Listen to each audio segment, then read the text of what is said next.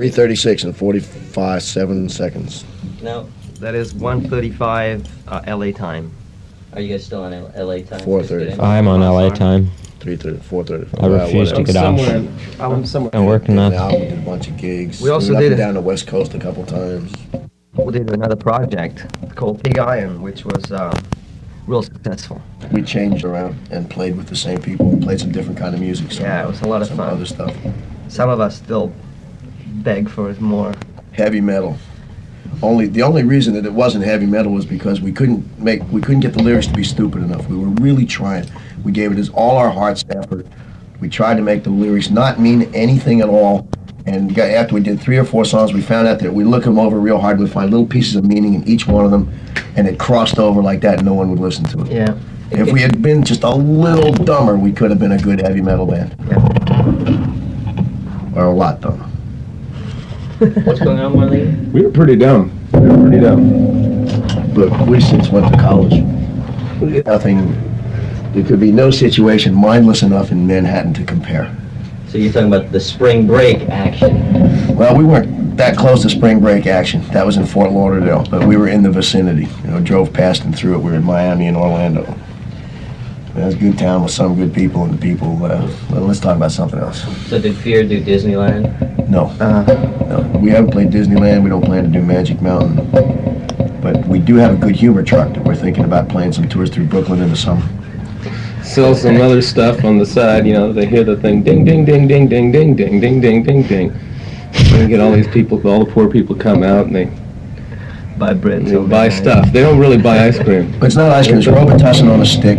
We'll figure we'll pick up our supplies Day old and bread. import them up here, and we figure we'll make a killing. Sounds like a good deal. If that makes sense. Okay, let's not get back to Pig Iron. What would be like a Pig Iron song? You have some lyrics? Molten Hell of Mankind.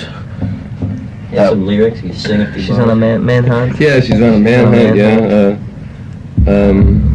Destruction. What was that one? Destruction. How'd that go? Mankind cowering in the shadows of the molten crap that it flows was on the too ground. loud. We don't remember that. She gave me gonorrhea, the boner with the fire. For some reason, these sound a lot like typical Fear songs. Yes, we can't help but It's be hard to get away ourselves. from.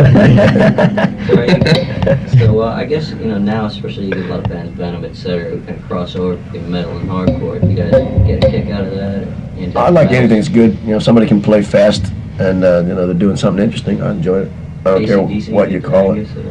I've heard a note or two from them that sounded okay. I hated everything they did.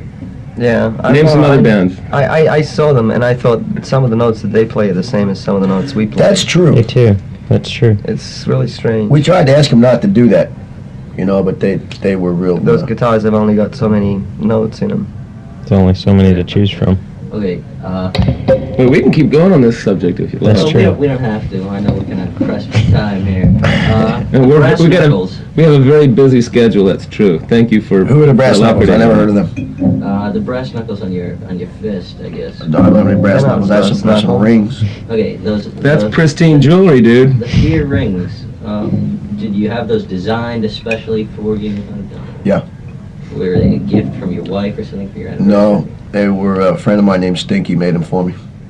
Brother Heathen. You ever, accidentally hit someone in the face? Not accidentally. You ever pound someone's head? Well, I don't think we should. Are we talking about saying Durf that again? sort of thing over the air. It's not the kind of thing you like to So brag about really in public. Gosh, yeah. What will our fans think of us? Yes, we want to keep the Pounding heads, you debutante should- image. strictly We want to keep our image Leaving an together. impression. You guys are doing a great job at that. Okay, but Fear has always been a pretty violent band. They got Oh, violent my God. music. Oh no, not at all. We're not violent at all. Come on, man. We're a bunch of What is violent music? We all went to NYU, man. We I got guess degrees Duran in art and interior design and shit, stuff like that. What makes you think? Yeah, it's just a lot of people interpret it as violent, but it's just if things they're not exposed to, if they don't watch TV, and then all of a sudden they watch us, so it seems pretty extreme. But we're just a reflection of day-to-day life. But I would assume that your day-to-day lives isn't my day-to-day lives. I hope not. No, we live in L.A. Let's keep it that I way. mean, no We live in offense. LA, man. Oh yeah. Oh, that let me have another one of these. Boy, Let's get that for this. Oh, What made it? I mean, what was it that made Fear get back into the studio, record another album, and go for the gold? The money that we had saved up. Yeah. We pay for our own records. We plan to do that from now on. We're much happier paying for our own recording time and calling the shots ourselves, and not have some label come in there and say, we fronted you this money, so Right. here's the rules. We do it ourselves, and we Plus- call all the shots. Plus, Philo threatened us to take up cello if we didn't do something else. So that's right. I played cello on that record. You may notice that. I played cello there. that was the first thing we ever cut, and the last thing with him playing cello. Philo was the one that coined the phrase, all that wiggles is not cello. Did you know that? So we chilled the cello. There you Cello, go. cello, you know? Hey. Are you guys pleased with this record, say compared to the first one? Yeah, we were happy. Yeah, when you do a record, you're like, everybody's concentration and heart is really in it, and you try to do the best you can do, and it always comes out a little different than you envisioned that it would, but if it's in the ballpark, I think everybody, generally speaking, is pretty happy, and I think we were with this one. Except me, I hate everything about everything. But That's the whole thing. he's so serious That's true. that you can believe everything he says. That brings up another point. This is One of- Philo speaking now, folks. This is Philo talking to you on WNYU on 89.1 FM stereo. Live in Manhattan. Yeah, all that kind of stuff like that. Across there. from Washington And, Square. All the lowlifes out in front of the stoop there, in front of the studio. Our main reason for bringing our music to the masses is because we really want to make a public statement and kind of clean up the socioeconomical problems in the world, because we think that our music is the way things should go. Isn't that right, fellers? That's right. That's right. And sanitation is pretty much what our music's about. We just want to clean up the world. They have Band-Aid and Farm Aid. We're starting a punk rock version of We're All Gonna Get Together and Help the World Out. It's going to be called Urinade. Our hit single is going to be called the one that we're going to have everybody sing on. It'll be like Johnny Rotten, and we're going to dig Sid up for it, and it'll be like all the famous guys and like some hardcore guys, and it's called Feed 'em But Leave 'em There. I don't mind if we feed them so they don't starve to death, but we don't want them coming over here, Oh, wait, there's people in trouble. So when are you guys embarking on this project? Oh, Wait, probably skip probably it. never, but it Let's skip makes it. good fodder for interviews. Okay, Fear. Fear, the record. It seems like it was a classic record. You guys never put out anything to tarnish the band's reputation after that. Then all of a sudden you come back out, you're going to put together a new record. Do you think it was tough to try and beat the original album? Yeah, we didn't even think of that. Yeah, exactly. Being in the studio is like being in the under the microscope, and it's just whatever you are at that moment. It's just captured and capitulated. But We didn't try to beat it. this one had much more rigum strinces, I think, than Yeah, and it's the like other being one. under the knife and being under the microscope and being under someone's thumb or being under somebody's boot. It's You kind of like gotta being serve under somebody. stuff. That's right. We're kind of like the underdogs of the industry, and that's why we want to change the world. That's right. We're only sold ourselves. Okay, you talk about being the underdogs. You also, you said you saved up a lot of money to make a record. Oh, we got lots of Where money. did you guys get the All you cash? girls out there, we got lots of money. Don't tell them about us. Suspect. From gigs. Okay, I would assume that Just don't you guys know the have to unemployment see rate. A lot of the cash has come in, say, from your lucrative film career. You make a lot of cash over this. It pays the bills. It's better, beats punk rock. So you would rather do movies than keep doing? No, I didn't say that. We get these special kind of mystical kind of rehearsals in when Lee's got a 10-week soiree off in Cancun, Mexico, doing some goddamn film. There's gigs we could be playing, and it's just great that he's promoting the band in such a way that people see him on the screen, and it's just wonderful that we're turning down jobs. That's very nice of you to say, Philo. And I'm glad you said that, I'm Tim. Yeah, really me glad too. that you said that instead of me. So you guys are really pleased about this thing? But we're Oh, they're Oh. pink. They got chafed butox for I being happy. get up in the morning and I just got to powder my coffee. Okay, do you have maybe one anecdote that might sum up your career in movies? Probably. I got one for him. I think it's wonderful that Hollywood is able to assign roles to people that portray their exact personalities. I don't know, I didn't see any of the movies. I don't know if you did. One. Well, they're all nasty lies. It's this guy that looks just like me. He goes out there and does these theatrical performances of bad guys. And people think it's me, and I don't deny it because it's good promotion. You played a good mass murderer once. That was pretty good. That was fun. Got killed real quick and stuff. Okay, the movie Clue, we know it was critically acclaimed. Everybody loved it. Do you feel good about being involved in a cinematic masterpiece like that? No. Okay, we'll move on. There's long stories that go on in the past about kind of a relationship between Fear and John Belushi. Did he actually play with the band at times, or was he just a big fan? Yeah, we were. Both. We did He's a some big kind of guy. like, we walk in and sit down on a bunch of instruments and jam kind of deals. We did that with him a few times at a couple of different clubs in L.A. And we actually were in the studio with him, and Philo and I wrote a song that we eventually coerced him to sing based on dialogue out of that movie, Neighbors, that he and Danny Aykroyd did. We were supposed to be, as the credits came up, we were supposed to be playing this song, but what was the man's name, Avildsen, the director of the film or something, who was about to direct or had been directing this movie, Neighbors, wouldn't listen to it. John took heavy offense. He became really incensed and started like ripping pictures off his walls and smashing them. That became a big story around Hollywood. That was a great movie. I really liked it. I liked it too. So, Real subtle though, real weird kind of feeling you got from it. It was kind of a grimness about it. It was cool. so John actually was the kind of guy who would like smash pictures. Do you have like one anecdote that kind of sums up John Belushi in the eyes of Fear? He was a friend. Yeah, man, he was a good guy. All you hear about him is the bad stuff.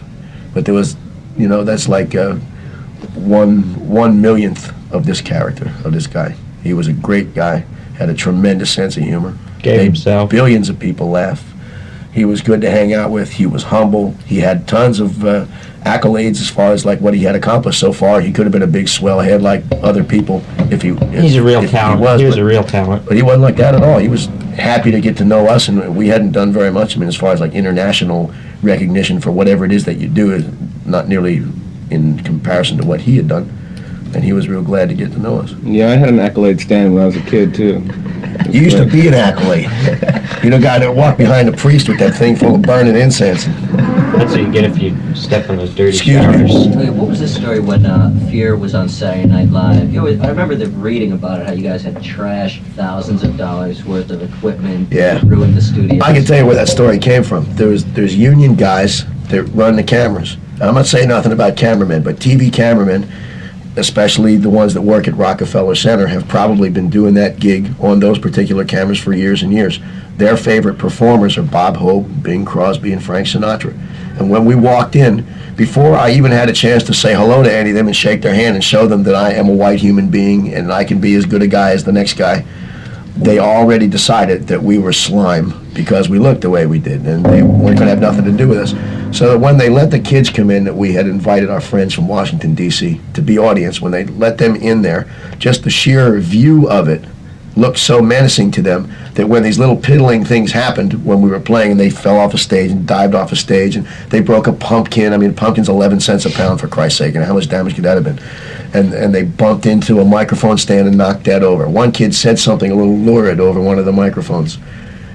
But there was no, they were really undercutting us. I mean, if we were going to come out and do some damage, but it was in fact not true. I heard that you guys had like paid skinheads to come and stage dive. No. they I can paid tell you for where it. that happened. What exactly happened was they kept them in this green room with very little air conditioning for like an hour and a half, And they were 2 getting hours. hot, their mouths were dry, so of course they had to spit. Michael O'Donoghue wanted to get a punk band to come and play on Saturday Night Live. So he called a friend of John Belushi's and Tino and Sana and said, I want to hire a punk band. Who should I get? Tino said, get Fear. When we got to town about 3 days before the job, we got on the phone and called this one guy in D.C., a skinhead, and said, would you like to come see Fear on Saturday Night Live? Bring some of your friends, and they said, yeah, we'll come. They showed up. They stopped in Jersey, and people from Boston came down in D.C. and Philadelphia. By the time that everyone got there was 80 or 90 kids and packed into this green room that's designed to hold 4 or 5 chatting people. They started giving each other haircuts and tearing each other's clothes. So when they let him out, it was like millions of springs coming out of the room. They just went berserk. They said we did $250,000 worth of damage. That was a patent lie. Yeah, we did much more than Way that. more than that. And not really doing damage, but the show wasn't used to seeing anything like that. That kind of like activity with people jumping up on the stage and jumping off again on Saturday Night Live was pretty weird. And it was funny because Eddie Murphy, he was going to be the big funny guy and be backstage behind us where we couldn't see him, and he'd be doing some like mimic of us while we were doing it. But what was going on out front was so intense the camera never went to old Eddie in his cool satin jumpsuit and jogging outfit. But I'm sure Eddie's a really nice guy, and if we had a chance to get to know him, I'm sure that he would think the same of us. He's still around. He is. He's doing some movies as well. Okay, because we're short on time, I guess I want to skip to another subject. Sure. Fear's Christmas single. Philo might like to tell you something about that because he wrote it. What would you like to know about that? How do you feel around? What do you do for the holidays? How does Fear spend Christmas? I go down and donate my my underwear to the Salvation Army on the 24th, and I go shopping for beer that night. I usually buy what I feel really spiritual. I'll buy a frozen turkey dinner and take it home, cook it up the next day, open up my presents. That's a dumb question, by the way. How does it work? If you guys have a little wit, charm, and You're talking to Fear, dude. How long have you worked at this station? Yeah, what's going on here? Fear, fuck Christmas. You guys get a lot of fun after that record. Nah, I don't know. We actually got to work out of it. It seemed like such a beautiful was a idea. joke, Like you know? Bing Crosby did this White Christmas. I just figured every year I was gonna make residuals on that. Maybe $10 every year, man. You do that enough? 100 years. After 100 years, No, you it'd got be like $500 or something. Okay. You guys also put the censored side on the record. Was that like expecting heavy radio play? There's an idea for a life. We're always expecting heavy radio play, man. Yes, that was to preserve the possibility of being put in those Christmas song Hall of Fame sort of situations right up there with Bing and the rest of the guys. I mean, let's call a spade a spade. This was a calculated approach to the money market, right? A perennial Christmas favorite is not to be sneezed at. Every year you got them shekels coming in. This guy, hey, for you New Yorkers, there's no schmagegi here, boy. This California kid's got his skates screwed on straight, I could tell you that. Beat Christmas was to enable us to be, for the Christian Science Monitor could put it on their Muzak during the season. That's like the most ridiculous idea I've ever heard. Oh, good. I guess Well, it did coming work. here is about the same. So, I mean, Christ, what ridiculous ideas are not to be sneezed at. I mean, this is the pith and marrow of the life that we live. That's right.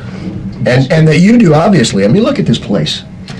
It's been in better shape. You guys drink a lot of beer, huh? Well, What do you consider a lot of beer? I don't know, what do you consider a lot of beer? Like, what's an average night's drinking like after a show? Or before a show? The whole affair from, say, about 4 or 5 o'clock. Well, let's just take it 1 hour at a time. Yeah. I don't know, a 12-pack, a case. Let's start with an easy one. Somewhere Before noon. Easily more than that. Before noon, it's like we don't drink too much. Like suppose before noon, we only have like about a 12-pack a piece. During the course of a good day, if like we're all drinking, some days we don't all drink beer, but if we're all drinking beer during the course of the day, we could polish off a couple of cases, Well, Easily. a piece. 3, 4, 12, I don't know. And if we're just hanging out, it's about a case apiece. If we have to go to court to talk to the judge, of course, we kind of taper it with a little bit of LSD to kind of, clean Even things it out. out. So yeah, even out. So we Even can it out. Yeah, because like you see, if you're drinking a lot of beer and then you get in your car and you drive and the cops stop you, you gotta stay on the ball. So you can't have been drinking too much. But if you have been drinking enough for them to smell it, what you should always tell them is, "Yeah, officer, I was drinking, but it's okay. It was like I snorted a couple of lines before I got in the car and it straightened me right out. So now I'm crystal clear. I'm 100% 20/20, dude." By the way, you And they always let you go after that because they can see that your heart's in the right place. If they even think about holding you for a minute, you just show them your lawyer's card and they get scared. What you do is you tell them that you pay their salary and that they should be out apprehending real criminals instead of standing there jacking you up. You guys get a lot of hassles from cops. No, I have Yeah. tremendous respect for the law. Okay, let's Let's put this over the radio. I'd like to talk about a couple of the songs. Maybe if you have a story, you can give me the essence of the songs. Bomb the Russians. Oh, That's a based on a true story. Actually, it was a documentary special was on, and it was just inspiration from that about just basically the feeling of Americans. The surveys taken across the U.S. And we just pretty much quoted people and printed it and took credit for it ourselves. That kind of a way of life, taking credit for other people's words. It is for some people, but not for us. I wouldn't call it living. Okay, responsibility. It's good. Yeah. Well, I would say that the responsibility lyrics came from, that was a dream that I had when I had a toothache one time. Spit wrote the lyrics to that one. In fact, Spit wrote that whole damn thing. So what's the story? I wrote the drums first, and the rest really just came. But to clear up a point, to get back to Bomb the Russians, I penned those lyrics myself, and I'm very proud of them. And we didn't quote anybody. Those are all thoughts of mine, but they are observations of what I think is the gut feeling of every red-blooded American across this country. If they could go bomb themselves a good Ruski, they'd be doing this globe a favor. Did you guys vote for Reagan? Fuck yeah. You bet. Rambo Reagan anytime, man. First we vote for Reagan, then we bomb the Russians, then we clean out the grease trap at the NYU commissary. Now, is that a plan? We're trying to make a better world out of this. I'm all for it. I'm behind it. Okay. Are you speechless? Yeah. Good. You let's, nervous? Let's stop. Are you Have your nervous? fear, brother. Here's to you, John. Salute day, brother. Is that all the beer you got? There's some more beer inside. Oh, then I better have Well, then this the one. interview's not over. Okay, I'd like to get through a couple more songs. Put the New tape in York's a all slow- right if you like saxophones. I lived in New York before I met these guys, and it seemed to me like every time you go to play music somewhere, everyone who would show up to take part in that joyous event would be steeped, dyed-in-the-wool jazz musicians. That rock and roll was a dirty word, so I got sick of that. And later on, I got to write this song, which I sort of thought captured some of how much I liked that whole school of thought. Who played the saxophone on the record? Dirk. We don't want to talk about that. Okay, skip past that one. Ornette Coleman actually did, but we couldn't give him credit, so we had to say that this other guy did. Yeah, in spirit. Okay, let's have a war. Goes back to bomb the Russians, I guess. So, Sort of like that. Philo wrote this great music track, and I put about 3 sets of lyrics to it before this one started to really seem like the one. It's just it's a song about how dumb it is to go out and do wars. That's right. We want to change the world. You know, we In want our effort to make the world a better place Right. for children and birds and garbanzo beans and other living And things. your grandmother and That was when, speaking of Let's Have a War, Philo wrote the music to that, and he goes, "Okay, Spit." He goes, "On this song, no bum bum chick, and that was the only rules he gave me. He let me have total freedom, and of course I came out of there with Of course, he gave him 6 stacks of music paper, and on every staff it said, "No boom boom chick, no boom boom chick," and it went on through reams of this paper until like the piece began and ended. and a But repeat it's- of no bum bum chick. But it's sort of like how would you say, an anarchistic way of writing out a song, kind of like putting a chart together. Yeah, It's like a no chart. that chart that I wrote is kind of like this novel that I wrote. It was called "All Work and No Play Makes Jack a Dull Boy." And then, oh, that's from some dumb movie. Never mind. Let's try to wrap this thing up. What's next for Fear? You guys recording another record? Yeah. Want another record, maybe a live record, and I think a video right soon. Probably a video. What song do you want to do a video for? Do you have an idea? I don't know. Some come to mind, but I'm not sure which one. Yeah, I know you're out here on the East Coast just to do a few gigs. You plan to do a major tour? No. I mean, we don't have plans to do that as we sit here, but that might happen too. Okay, and is Pig Iron finished, or is it just a kind of a hiatus? Pig Iron never began. It never ended. It Never will always ended, be yeah. there. Sort of. Like a chorus, kind of. It wasn't something we were doing seriously.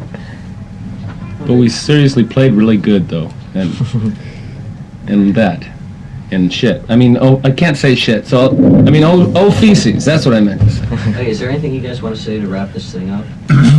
Yeah, is there more beer? Yes, I'd like to say one thing. I'd like to remind all you New Yorkers that this regards your posture, that sitting is important and standing out, and outstanding sitting will sit you in good standing. Thank you very much, and we'll see you next time around. See you in the subway, dudes and dudesses.